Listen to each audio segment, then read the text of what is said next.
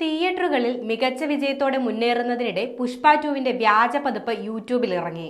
സിനിമയുടെ ഹിന്ദി വെർഷന്റെ വ്യാജപതിപ്പാണ് യൂട്യൂബിൽ പ്രചരിക്കുന്നത്. മിന്റു കുമാർ മിന്റുരാജ് എന്റർടൈൻമെന്റ് എന്ന പേജിലാണ് സിനിമയുടെ വ്യാജപതിപ്പ് അപ്ലോഡ് ചെയ്തിരിക്കുന്നത്. 26 ലക്ഷത്തോളം പേരാണ് ഇതിനകം തന്നെ ചിത്രം യൂട്യൂബിൽ കണ്ടത്. 8 മണിക്കൂർ മുൻപാണ് ചിത്രം അപ്ലോഡ് ചെയ്തിരിക്കുന്നത്. ഈ വ്യാജപതിപ്പിനെതിരെ തെലുങ്ക് ഫിലിം പ്രൊഡ്യൂസേഴ്സ് കൗൺസിലിന്റെ ഭാഗത്തു നിന്നും പരാതി ഉയർന്നതിന്റെ അടിസ്ഥാനത്തിൽ വ്യാജപതിപ്പ് നീക്കം ചെയ്യുകയും ചെയ്തു. മികച്ച കളക്ഷനാണ് ആഗോള ബോക്സ് ഓഫീസിൽ നിന്ന് സിനിമ നേടിയിരിക്കുന്നത്. 922 കോടിയാണ് സിനിമയുടെ ഇതുവരെയുള്ള വേൾഡ് വൈഡ് കളക്ഷൻ. ഇതിൽ ഭൂരിഭാഗം കളക്ഷനും സിനിമ നേടിയിരിക്കുന്നത് ഹിന്ദി വേർഷനിൽ നിന്നാണ്. സമ്മിശ്ര പ്രതികരണമാണ് സിനിമയ്ക്ക് ലഭിക്കുന്നതെങ്കിലും അതൊന്നും സിനിമയുടെ കളക്ഷനെ ബാധിക്കുന്നില്ല. ചിത്രം ഇന്ന് തന്നെ 1000 കോടി കടക്കുമെന്നാണ് അനലിസ്റ്റുകളുടെ നിഗമനം. കേരളത്തിൽ സിനിമയ്ക്ക് മോശം പ്രതികരണങ്ങളാണ് ലഭിച്ചതെങ്കിലും 14 കോടി നേടാൻ സിനിമയ്ക്ക് സാധിച്ചിട്ടുണ്ട്.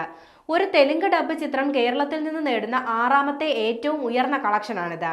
ഒപ്പം തന്നെ അല്ലു അർജുന്റെ കേരളത്തിലെ ഏറ്റവും ഉയർന്ന കളക്ഷനുമാണിത്.